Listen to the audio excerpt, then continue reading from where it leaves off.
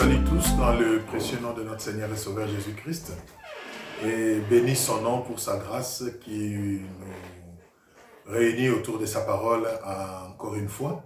Et j'espère que vous allez bien dans vos maisons et que vous passez de bons moments en famille, dans la communion fraternelle.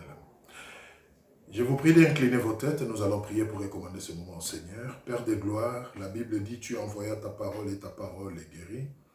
Que ta parole nous transmette ton esprit et la vie. Que ta parole nous édifie et nous corrige, nous ramène sur tes voies. Que ta parole, Seigneur notre Dieu, nous soutienne. Au nom de Jésus-Christ. Amen. Alors, nous voulons parler d'un thème important. La foi naturelle et la foi surnaturelle. Donc notre thème c'est la foi naturelle et la foi surnaturelle. C'est quoi la foi? La foi est une assurance, une espérance. C'est la confiance que l'on accorde à quelqu'un ou à quelque chose. Ça c'est vraiment de manière générique que nous définissons la foi. Donc la foi c'est une assurance. C'est une espérance. Donc, la confiance qu'on accorde en quelqu'un ou en quelque chose. C'est la foi. Nous donnons quelques exemples pour illustrer cette définition de la foi. Je fais foi à cette femme, par exemple, ou à cet homme. Vous entendrez souvent des expressions. Ben, je fais foi à cet homme, je fais foi à cette femme. Cela veut dire tout simplement que je lui fais confiance. Je lui accorde du crédit. Je crois en lui. Vous voyez? Ça, c'est la confiance qu'on peut accorder en quelqu'un. C'est la foi. On peut prendre un autre exemple du genre... J'ai foi aux capacités de cet homme. Ou j'ai foi en l'intelligence, en l'expérience, en l'expertise de cet homme. Ouais. Cette fois-ci, la foi ici signifie que j'ai confiance. Pas nécessairement à l'homme que cette personne est, mais à son expertise, à sa connaissance, à son expérience. Donc là, j'ai foi en quelque chose que quelqu'un détient. Ça, c'est aussi la foi. Vous voyez? Et ça illustre la première définition que nous avons donnée. Et c'est pourquoi Jésus pouvait dire aux pharisiens, par exemple, si vous ne croyez pas en moi, c'est-à-dire si vous n'avez pas foi en moi, si vous ne me faites pas confiance, croyez ne fût-ce qu'aux œuvres que j'ai faites. Et ça, nous pouvons lire dans Jean 10, du 36e verset au 38e. Vous voyez? Pour vous qui notez, donc Jean 10, du 36e verset au 38e. C'est là où nous voyons Jésus, il s'adresse aux pharisiens. Il dit, même si vous ne croyez pas en moi, si vous n'avez pas foi en moi, croyez, ayez foi ne fût-ce qu'aux œuvres que je suis en train de produire. Vous voyez? Donc, on peut ne pas croire en quelqu'un, mais croire en ce qu'il détient, en ce qu'il représente. Ça, c'est la foi. Vous voyez? Par ailleurs, ce qui fait la force de la foi, sa solidité, son immuabilité, c'est la base ou les fondements sur lesquels elle est assise. Ça, c'est ce qui fait la force de la foi. Donc, la force de la foi, c'est son fondement. Elle est fondée sur quoi? Elle est basée sur quoi? Cette foi est basée sur une personne ou sur les qualités ou les compétences ou quelque chose qu'une personne peut détenir ou avoir. Ça, c'est la foi de manière générale. Cette vérité nous amène donc à distinguer deux types de foi. Cette vérité, donc cette définition que nous venons de donner, à savoir la foi, et c'est la confiance qu'on peut accorder à une personne ou à une chose. Et par rapport aux exemples que nous venons de voir, cela nous amène à dire qu'au fait, il y a deux types de foi. Donc, la foi naturelle et la foi surnaturelle. Alors, nous allons rapidement voir la foi naturelle, c'est quoi? C'est la foi la plus populaire que tout le monde possède. Elle est aussi appelée la foi rationnelle, la foi réaliste ou la foi cartésienne ou intellectuelle. C'est ça la foi naturelle. Donc, elle est réaliste, elle est cartésienne, elle est rationnelle, elle est intellectuelle. Elle est basée sur le réalisme, elle est basée sur la rationalité, elle est basée sur le sens. Ça, c'est la foi naturelle. Elle est basée sur ce que l'on voit. Elle est basée sur ce que l'on peut toucher. Elle est basée sur ce qui est rationnel, ce qui est intellectuel. Elle est basée sur le sens. C'est-à-dire ce que je peux entendre, ce que je peux voir, ce que je peux renifler, ce que je peux goûter. Je foi en une nourriture, je foi en ta nourriture, je foi en cette recette parce que je l'ai goûté, je l'ai expérimenté et je suis prêt à dire que c'est une bonne recette. C'est une foi que j'ai par rapport à ça. Et ça, c'est la foi vraiment populaire, c'est-à-dire tout le monde peut posséder cette foi. Il n'y a pas de particularités, il n'y a pas de préalables ou de prérequis pour avoir cette foi naturelle. Elle est naturelle, elle est donc innée, voilà, tout le monde la possède. Cependant, la foi naturelle est très dangereuse en ce qu'elle peut créer beaucoup de dégâts et de déviations dans l'homme. Vous voyez? Elle est tellement rationnelle, elle est tellement cartésienne, elle est tellement réelle qu'elle peut créer beaucoup de déviations. On va illustrer ça par un exemple. Nous entendons par exemple les gens dire je ne peux épouser je ne peux qu'épouser une femme après l'avoir engrossée. Ah, nous entendons déjà dire ça. Je ne peux pas épouser une femme tant que je ne sais pas qu'elle est capable de me donner des enfants. Donc, avant de l'épouser, je dois aller avec elle et voir effectivement qu'elle est fertile et qu'elle a conçu. Donc, ma foi en cette femme est réaliste, elle est rationnelle, c'est-à-dire quand j'irai vers elle et qu'elle concevra effectivement, alors je croirai en elle pour la suite et pour le mariage. Vous voyez?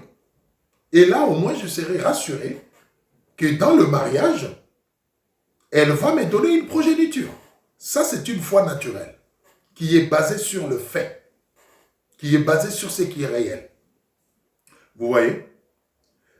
Donc, je veux m'assurer de la fécondité d'une femme que je vais épouser qu'après l'avoir vue effectivement grosse. Cette foi, elle est dangereuse. Pourquoi? Parce qu'au fait, rien ne me garantit que maintenant que je l'ai connue et qu'elle a conçu et que j'ai maintenant foi que je peux l'épouser, que c'est une femme qui va me donner une progéniture, rien ne me garantit qu'une fois dans le mariage, elle continuera à concevoir. Elle continuera à me donner des enfants. Rien ne me le garantit. Et nous avons vu des mariages se disloquer aussitôt après le premier enfant. Parce qu'après le premier enfant, un deuxième ne vient pas. Et pourtant, on avait foi en cette femme pour le mariage parce qu'elle a commencé par concevoir et me donner un premier enfant. Vous voyez? C'est ça, au fait, le danger de la foi naturelle. C'est-à-dire, elle peut basculer, elle peut créer des frustrations avec le temps. Et une autre caractéristique de la foi naturelle, c'est que cette foi est mixte. Vous voyez? Cette foi est mixte. C'est-à-dire, elle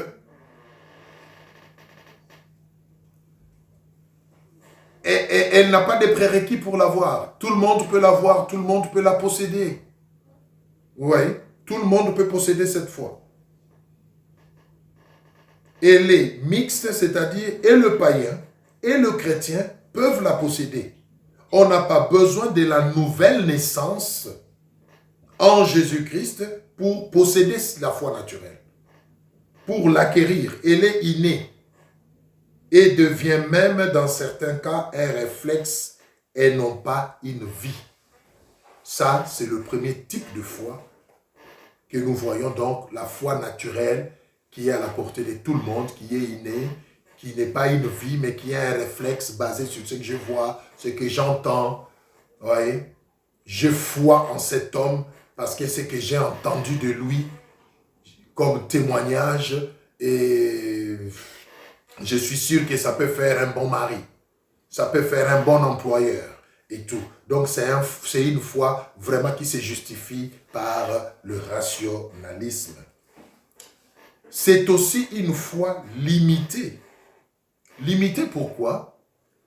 Tout simplement parce que elle ne peut produire que des résultats naturels.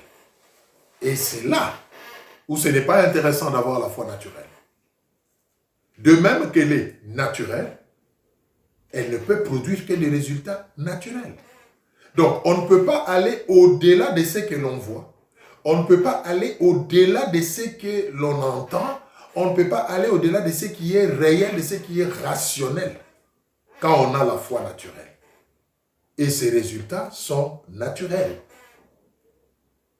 C'est une foi qui ne peut pas produire le surnaturel. C'est une foi qui ne peut pas produire ce qui dépasse l'entendement. Non. Elle produit exactement ce que l'on a vu, ce que l'on a entendu, ce que l'on a ressenti. Vous voyez? Et on peut donner un exemple pour illustrer cela. Je crois que tu es guéri parce que je t'ai vu faire la cure prescrite par ton médecin. Vous voyez? Donc, le fait que tu sois guéri, c'est parce que tu as suivi la prescription de ton médecin. Et je crois que tu es guéri parce que tu l'as fait. Vous voyez? Une illustration de ce type de foi et le point de vue du Seigneur sur celui-ci nous est donné dans Jean 20, 24, 29. Jean 20, 24, 29. Ça, j'aimerais que nous puissions lire. Ça, c'est une illustration de la foi naturelle, de la foi qui est basée sur ce que l'on voit, ce que l'on ressent. Et le Seigneur lui-même nous illustre la foi naturelle dans sa parole. Prenons rapidement le livre de Jean, dans son 20e chapitre, et nous allons lire de 24 à 29. Thomas, appelé Didyme, l'un des 12, n'était pas avec eux lorsque Jésus vint. Les autres disciples lui dirent donc, « Nous avons vu le Seigneur. » Mais il leur dit, « Si je ne vois pas dans ses mains la marque de clous, et si je ne mets pas mon doigt dans la marque des clous, et si je ne mets pas ma main dans son côté, je ne croirai point. » Vous voyez ça? 8 jours après, les disciples de Jésus étaient de nouveau dans la maison et Thomas s'est trouvé avec eux. Jésus vint, les portes étaient fermées, se présenta au milieu d'eux et dit, « La paix soit avec vous. La paix soit avec vous. » Puis il dit à Thomas, avance ici ton doigt et regarde mes mains. Avance aussi ta main et mets-la dans mon côté et ne sois pas incrédule, mais crois. Thomas lui répondit. 29. Thomas lui répondit, mon Seigneur et mon Dieu. Jésus lui dit, parce que tu m'as vu, tu as cru. Heureux ceux qui n'ont pas vu et qui ont cru. Vous voyez ça? Heureux ceux qui n'ont pas vu et qui ont cru. Ça, c'est une belle illustration de la parole de Dieu en ce qui concerne la foi naturelle. Thomas avait connu Jésus. Thomas avait marché avec Jésus. Vous voyez? Mais il n'avait pas cette foi qui transcendait ses sens. Pour lui, comme il a vu Jésus être percé de son côté, du côté, il a vu Jésus saigner de ses mains clouées pour qu'il soit ressuscité.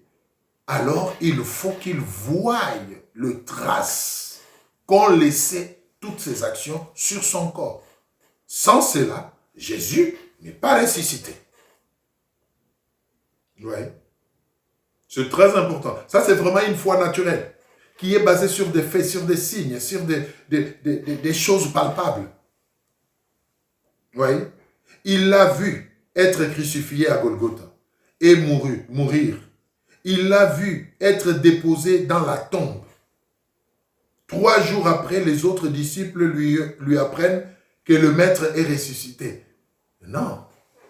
Moi, j'ai vu Jésus mourir, cloué, percé des côtés. Et je l'ai vu même être mis dans le sépulcre. Et vous voulez me dire qu'il est ressuscité? Non, mais écoutez, si vous voulez que j'aie foi en ce que vous dites, je vais le voir. Et pas seulement le voir, mais mettre mes mains dans toutes ces cicatrices-là pour confirmer qu'effectivement c'est lui. Vous voyez la foi naturelle? Donc elle veut des justificatifs. La foi naturelle veut des justificatifs. Ça, c'est une foi intellectuelle. C'est une foi limitée à ce qui est naturel. Vous voyez?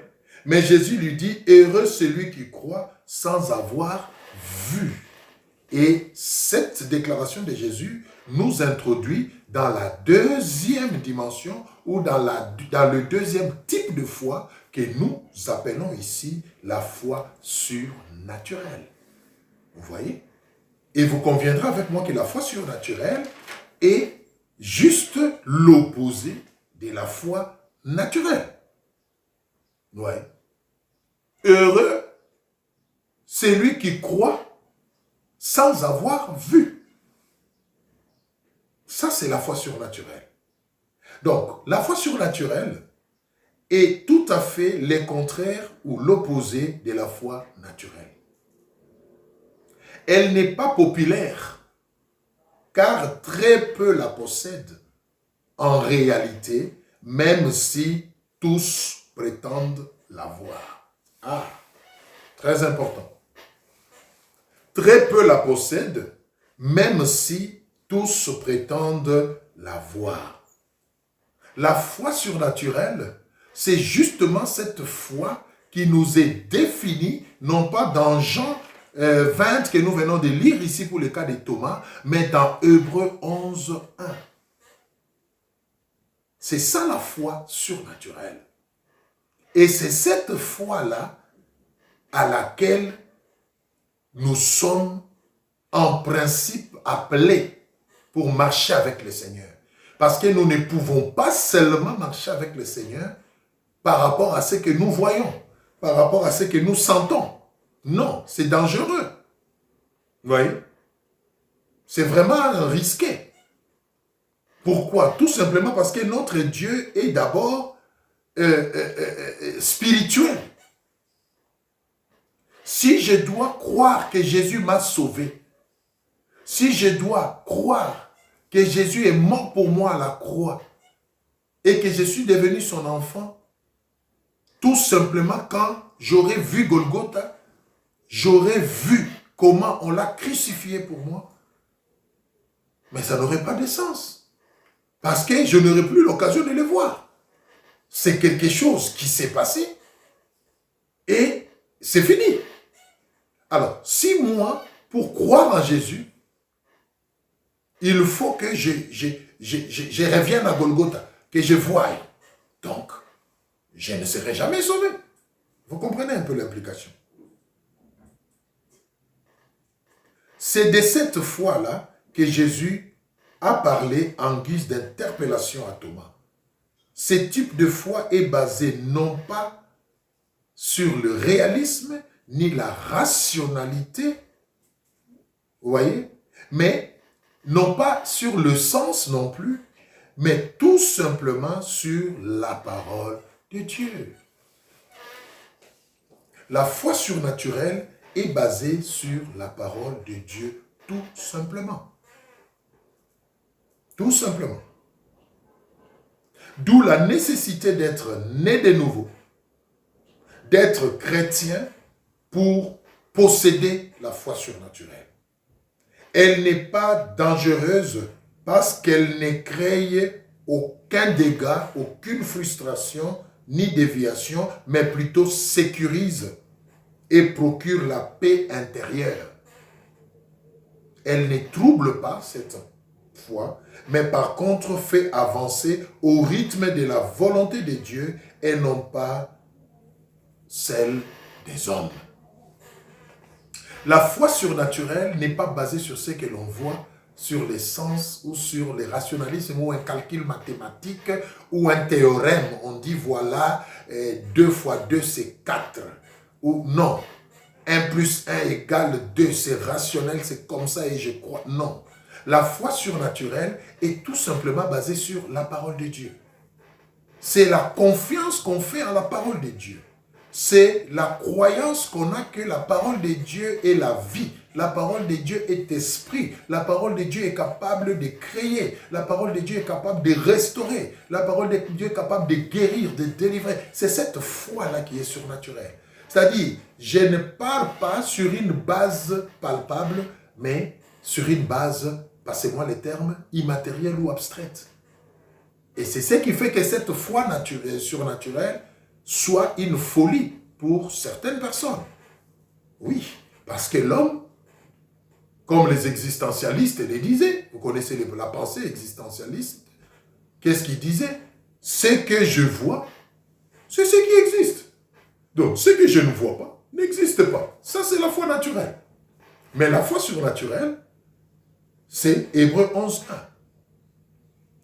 Nous allons lire Hébreux 11.1 rapidement. Ça, c'est la foi surnaturelle. Or, la foi est une ferme assurance des choses qu'on espère, une démonstration de celles qu'on ne voit pas. Pour l'avoir possédé, les anciens ont obtenu un témoignage favorable. Donc, c'est ça la foi surnaturelle. Des choses qu'on espère, des choses qu'on ne voit pas. Bien aimé, je n'ai pas été à Golgotha et je n'ai pas besoin d'aller à Golgotha. Je n'ai pas vu Jésus aller à la croix et je n'ai pas nécessairement besoin d'aller à l'endroit où sa croix a été plantée pour croire. Non, je crois en sa parole parce que la Bible me le dit, parce que sa parole me le dit, je crois. C'est ça la foi surnaturelle.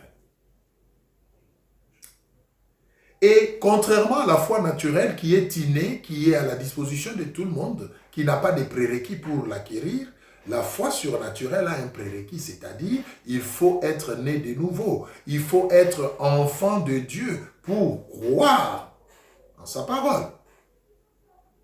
Vous voyez? Elle n'est pas innée, mais s'acquiert, grandit et atteint la maturité. La foi surnaturelle naît, grandit et atteint la maturité. Elle n'est pas un réflexe comme la foi naturelle, non. Mais elle est une vie. La foi surnaturelle, c'est une vie. Vous voyez? La foi vient de ce que l'on entend Et ce que l'on entend vient de la parole de Dieu, par exemple. Ça, c'est ce que la Bible nous dit. Donc la foi s'acquiert. Elle s'acquiert comment? Elle s'acquiert en écoutant la parole de Dieu. Voilà pourquoi il est important de méditer la parole de Dieu. Voilà pourquoi il est important de suivre les enseignements. C'est très important, bien-aimé. La Bible dit encore, par exemple, que mon juste vivra par la foi. Vous voyez? Pas par la vue, pas par ce qu'il touche, pas par expérience, pas par ce qui est palpable, pas par ce qui est cartésien ou rationnel, mais par la foi, c'est-à-dire l'espérance dans des choses qu'on ne voit pas. C'est une folie, n'est-ce pas? Mais c'est de cette folie-là que le Seigneur veut, pour que nous puissions expérimenter de grandes choses avec lui. Pour ceux qui écrivent, vous allez voir dans Romains 10, 17, Romains 10, 17, je vous donne des références où vous verrez, mon juste vivra par la foi vient de ce que l'on entend. Romains 10, 17, Luc 17, 5 et Habakkuk 2, 4. Habakkuk 2, 4, nous n'allons pas lire, faute de temps, donc Habakkuk 2, 4, Romains 10, 17 et Luc 17, 5. Ça nous parle de la foi surnaturelle, comment l'acquérir, comment elle va grandir. Nous avons vu que cette foi doit s'acquérir. Elle naît en écoutant la parole de Dieu, elle grandit en méditant la parole de Dieu, en marchant avec Dieu, et elle atteint la maturité, c'est-à-dire elle nous introduit dans le surnaturel. Et c'est pourquoi vous voyez des gens comme les Abraham, qui avaient la foi surnaturelle, qui ont pris des grands risques avec le Seigneur, mais la parole de Dieu nous confirme qu'ils n'ont pas été déçus. Donc, la foi surnaturelle n'est pas mixte, c'est-à-dire le païen ne la possède pas. Elle n'est pas limitée par ce qu'elle... Elle n'est pas limitée comme la foi surnaturelle, comme la foi naturelle, tout simplement parce qu'elle produit des résultats surnaturels. Surnaturels. La foi surnaturelle produit des résultats surnaturels. Contrairement à la foi naturelle qui ne produit que des résultats naturels. Un résultat surnaturel, c'est quelque chose qui dépasse l'entendement humain. C'est très important. Vous voyez? Suivre une cure de palu et être guéri du palu parce qu'on a suivi une cure, c'est normal. Ça n'étonne pas, ça ne dépasse pas l'entendement. Vous comprenez? Mais être guéri par la foi, la parole de Dieu, sans avoir pris un médicament, par exemple. Ça, c'est surnaturel. Vous voyez la différence? C'est très important. Être élevé parce qu'on a un grand diplôme, briguer un grand poste au gouvernement, ça ne dépasse pas l'entendement, c'est normal. On a répondu au profil et on est arrivé là. Ça, c'est normal, c'est cartésien. Mais être élevé comme Premier ministre dans un pays étranger, en Égypte, sans avoir étudié ni avoir été initié à la culture égyptienne, comme ce fut le cas de Joseph par exemple, ça c'est un miracle, c'est surnaturel. Vous voyez? Et on ne peut expérimenter des choses surnaturelles qu'avec la foi surnaturelle. Voilà pourquoi il est important, bien-aimés, que nous ne nous contentions pas de la foi naturelle qui est limitée, mais que nous ayons en plus la foi surnaturelle et beaucoup plus la foi surnaturelle pour percer au-delà de ce qui est visible. Vous comprenez? C'est très important. Alors, pourquoi croire en la parole de Dieu comme fondement, base de ma foi, pour avoir une foi surnaturelle? Mais tout simplement parce que la parole de Dieu ne trompe pas. Elle est infaillible. Elle n'échoue jamais. Même si elle traîne, elle finit par s'accomplir au temps fixé. Voilà pourquoi il faut croire en la parole de Dieu. Habakkuk 2, 1 à 3 nous le dit. J'étais à mon poste et j'attendais ce que l'Esprit m'aurait dit. Ouais, la promesse est faite, même si elle traîne. Attends-la, Parce qu'il y a déjà un temps fixé. Ça, vous allez lire dans Habakkuk 2, 1, 3. Ésaïe 55, 10 à 11 nous dit la même chose. La parole de Dieu ne revient pas à lui sans avoir accompli ses desseins pour lesquels elle a été libérée. Ça, c'est la parole de Dieu. C'est la base de notre foi, la foi qui est surnaturelle. Croire la parole de Dieu. Et ce qui est intéressant, quand on croit la parole de Dieu, on voit le fruit, on la voit accomplir des choses. Et c'est ce qui est encourageant. Vous voyez? Moïse a cru à la parole de Dieu. Devant la mer Rouge, ce n'est pas un calcul cartésien qui devait les faire traverser. Non, ce n'était pas la foi naturelle, non. Là, la foi naturelle était limitée. C'est pourquoi on avait dit que la foi naturelle est limitée. Devant certaines circonstances, la foi naturelle est limitée. Devant la mer Rouge, il fallait la foi surnaturelle. Et Moïse a cru à la parole de Dieu. Dieu lui a dit, étends ton bâton sur la mer. Il n'a pas réfléchi. Il a cru que Dieu est puissant, Dieu est fidèle. Il a étendu sa main. Et la Bible nous le dit, vous allez lire dans Exode, la Bible dit que la mer s'est divisée en deux. Un vent a soufflé pour séparer la mer en deux. Ça, vous conviendrez avec moi que ce n'est pas naturel. Ce n'est pas naturel, c'est surnaturel. Et c'est formidable, ça. Plusieurs illustrations de ce type de foi que doit rechercher tout enfant de Dieu qui se veut épanoui et ferme nous sont données dans la parole de Dieu. Je viens de citer le cas de la mer Rouge. Je viens de citer le cas d'Abraham. Nous allons lire dans Genèse 12, 1 à 4. Dieu lui dit, lève-toi, quitte ta patrie et va là où je vais te guider, le pays où je vais t'amener. C'est une folie, ça. Abraham ne savait pas où est-ce que Dieu l'a mené. Abraham ne savait pas ce qu'il attendait là où il allait, mais il s'est levé et il est parti parce qu'il avait la foi surnaturelle qui était basée sur la parole de Dieu. Et quand vous lisez la suite de l'histoire d'Abraham, vous verrez que Dieu ne l'a pas déçu. Aujourd'hui, nous parlons de lui comme Père des nations. Tout ce que Dieu lui a promis et en quoi il a cru, c'est accompli. Amen. Nous pouvons prendre un deuxième cas de la foi surnaturelle. Le cas de la femme à la perte de sang. Marc 5, 25 à 29. Ouais.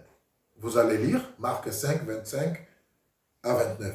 Cette femme à la perte de sang, plusieurs années, avec la foi naturelle, elle s'est dit, en allant voir un médecin, il va me consulter, il va me donner un traitement, je vais suivre le traitement et je serai guéri de ma perte de sang.